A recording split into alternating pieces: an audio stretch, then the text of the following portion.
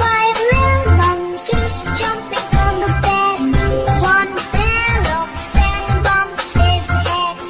Mother called the doctor and doctor said, No more jumping on the bed.